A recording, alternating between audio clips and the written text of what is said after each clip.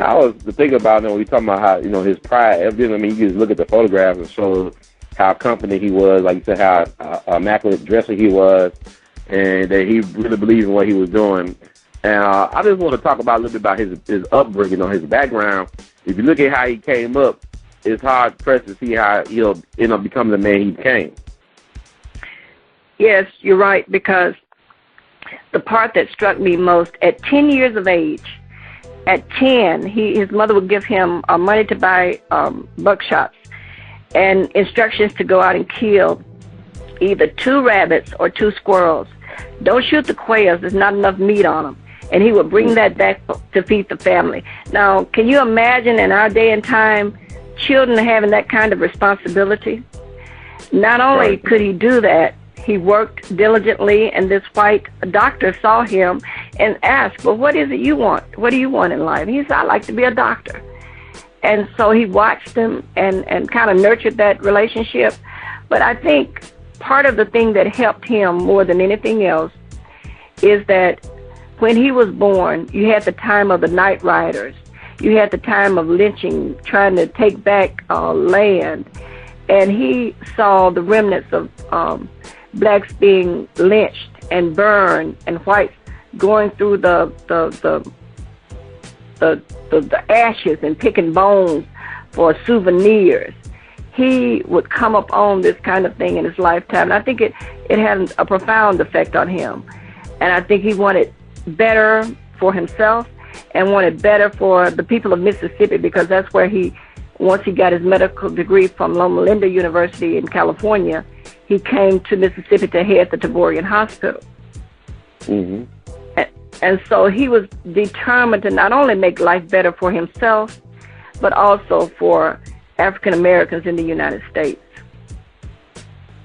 Well, I was interested when I found out, his wife, the socialite from Riverside, California, Miss Helen Boyd. I made a connection when you said that her brother was, I believe, Ed Boyd. I guess he was like one of the first black executives at Pepsi. Oh, absolutely. I didn't know and that. Mm-hmm.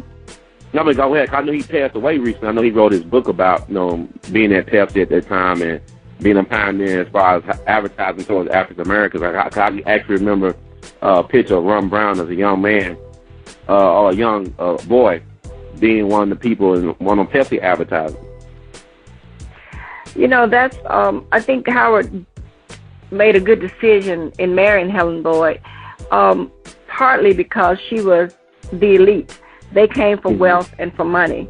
And so it put him from a poor boy into the arena of rich people. So here it was, he could maneuver back and forth. He never forgot poverty because he came up in it, but he could move in that elite society as well. And her brother, Edward Boyd, we interviewed him, and we've got some of his comments in the book. In fact, we talked to his wife just the other night to check on her, see how she's doing since he's passed away. But he was a trailblazer. And it's just wonderful. I think these are examples of people that we should know about. We should know about these African Americans who did miraculous things in very difficult times. And if they could succeed and open doors like that for us, surely we should take our power and step into those arenas. And I guess we see that with President Obama. I'm glad that he is our president. And never thought I'd live to see that day, but I am glad I did. Yeah, I keep on thinking to myself, though, I mean, T.R.M. Howard had his hands in that as well, because I know when Obama was running, just looking at some of the TV shows, he always talked about when he was community organizer in Chicago, his admiration for Harold Washington. And come to find out, reading your book, that Harold Washington was actually a protege of Dr. Howard, in a way. He actually did work with Dr. Howard. So, I mean, I'm just saying, this guy's fingerprints everywhere. It's like he's all over the place. He's kind of like, to me, like I said before, he was like a founding father. He would be Benjamin Franklin to me, because he was a Renaissance man. He was such a ladies' man, and he was a company man. He knew how to have a good time. He knew how to be serious, and he did so much for people. He started so many things going. And I want to ask you this: do you think it hurt him being so versatile, as far as his ability to not be, like y'all said, pigeonholed into one particular category of leadership, or did it hurt him as far as his remembrance? Yeah, I think it did, for a lot of reasons. First of all, when we want to make a martyr out of somebody, we want them to be crystal clean and, no marks, no scars. But in reality, life does scar you up, so you get banged up a little bit. Right. I think because he was, we call him a maverick because he followed his own direction. He saw that change needed to be made, and he was willing to make it. If he hadn't gone up against Dawson, I think Diggs. Dawson is right. Yeah, Dawson. Then, even though he lost terribly in that campaign for Congress, but that put in place a change that people say, hey, we can change this. We can fight against the status quo. And so it did. It was a precursor to Harold Washington. And so he was a first in a lot of things, but he stayed in the background. He didn't mind being in the background. He wasn't one for fame and fortune and being on the front stage. Operation Push was founded in his home. He provided funds for Jesse Jackson and Operation Push. But anytime you saw the information of what's going on, you didn't see Dr. Howard being up front. But everybody that worked on the committees and came to the meetings, they came to Dr. Howard's home. That's where they did their work. I was say, Dr. Howard. Go ahead, Dr. Beito. Go ahead. No, I was just going to say, I think he preferred standing behind and giving the support. And when the leaders wouldn't take the lead, then he would step out front and lead.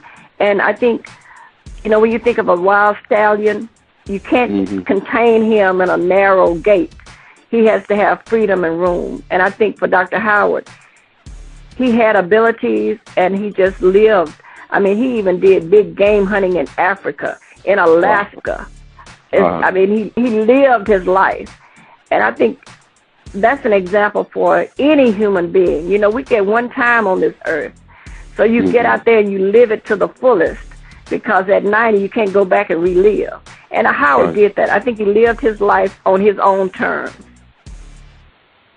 Yeah, I think the name that he had, y'all talked about, he was named after Theodore Roosevelt, who was the president at the time of his birth. It really matched his personality, his persona, the way he carried himself, the confidence, that being assured of himself, being very well read. I could tell he was a very well read person, highly thought of. Be able to move from all types of different social circles.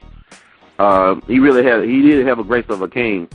And I think I did an excellent job of really highlighting his positive qualities, as well as y'all did an excellent job of balancing him out as a human being. Cause I think, you look at, we talking about how flawed he is. Like somebody said one time, show me a great hero, I'll show you a great flaw. And I think, you look at our biblical heroes, a lot of them were very flawed individuals. But yet, in spite of their shortcomings, they were able to achieve the impossible. And it made the impossible probable. And I think, I just want to ask you, because I think I'm very curious about this. I know he had, several kids out of wedlock, or he was, a well-known womanizer, a philanderer. I want to know, how does his kids, cause I know y'all interviewed some of the kids, I believe. How do the kids think about their father now, in hindsight? Do they feel at peace with him, or was there any tension between the father and... From everything that I've gotten from our interviews with them, they knew their father loved them, and the father and mother had an agreement. He took care of his children. He never denied them. He kept them around him. He saw them. They were with him. They'd come stay with him. They had an agreement. 1 year, the mom would pay tuition, and he'd buy the school clothes, the books, and all that. The next year, the mother would pay for the residence, and dad would pay tuition. So he took care of his children. We asked even Mr. Charles Evers about that, because it was kind of different for me to see this. But he said, think about the times. You're talking about the 1950s. There were no activities. Like you couldn't go golfing. You couldn't do like that. So many of the clubs were alienated from blacks, so there weren't any activities. So you're young. You fall in love, you have sex, and children come from those relationships. So that was how he explained it to me. And with the children, in fact, a lot of the pictures we have in the book we got from his oldest daughter, Sandra, an older daughter, Sandra, who has since passed away. But nothing but fond memories and good things that they say. I've not had any negative comments about the dad.